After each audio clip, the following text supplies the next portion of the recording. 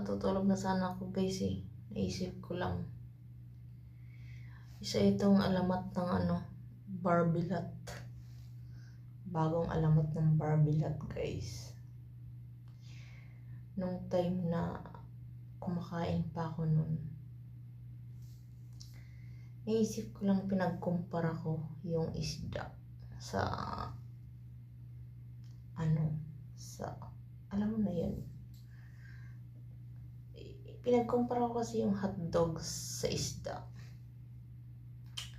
Nung time na kumakain ako guys ng hotdog, may cheese.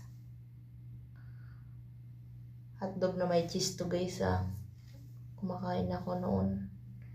Imagine, madilim. Pero kinakain ko, hindi ako natinik. Pero kanina guys, ulam ko guys tilapia. May ilaw, pero natinik ako guys.